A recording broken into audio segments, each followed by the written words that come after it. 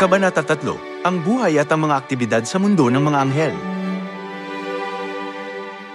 Sa mundo ng mga anghel kung saan walang hangganan ng bilis, makikita natin ang buong sansinukob sa loob ng mga isang oras. Sa aklat ng Daniel, pagkaumpisang manalangin ni Daniel sa 3 ng hapon, mag-ooras ng gabing paghahandog. Ang anghel na si Gabriel ay dumating at hinatid ang mensahe ng Diyos sa kanya. Ayon sa mga astronomo, ang ating galaxy ay 100,000 light years sa diametro, at ito ay naglalaman ng mga 200 bilyong bituin gaya ng araw. Higit pa rito, may mga 200 bilyong galaxy sa sansinukob. Sa gitna ng malaking sansinukob na naglalaman ng 200 bilyong galaxy, naroon ang makalangit na Jerusalem, ang lungsod ng Diyos na buhay. Kung saan matatagpuan ang pangunahing palasyo, inookupahan ng trono ng Diyos ang pangunahing palasyo.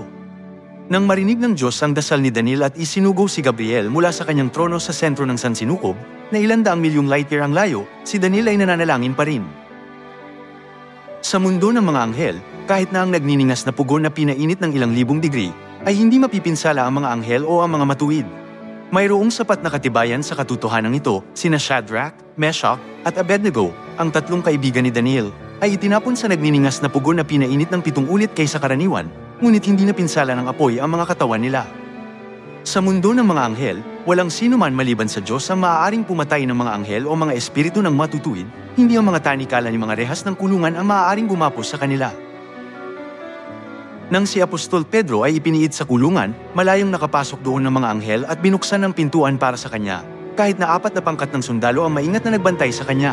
Kaya si Pedro ay naligtas ng matiwasay. At sa mundo ng mga anghel, kumakain sila ng pagkain di nakikita at umiinom ng inuming di nakikita. Si Apostol Juan ay nagsulat gaya ng sumusunod. Apokalipsis Kabanata 22 versikulo 1. At ipinakita sa akin ng anghel ang isang ilog ng tubig ng buhay, na maningning na gaya ng kristal, na lumalabas mula sa trono ng Diyos at ng Kordero sa gitna ng lansangan ng lungsod. Sa magkabilang panig ng ilog ay naroon ang punong kahoy ng buhay, na namumunga ng 12 iba't ibang bunga, na namumunga sa bawat buwan.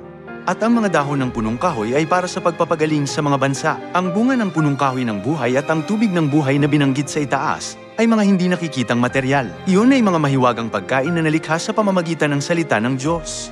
Ang ilog ng tubig ng buhay ay umaagos mula sa trono ng Diyos at ng Kordero, at sa magkabilang panig ng ilog ay nakatayo ang punong kahoy ng buhay. Ang tao ay hindi mailalarawan, kahit ang 110,000 ng kaluwalhatian ng mundo ng mga anghel, sa sarili nilang karunungan o pangunawa.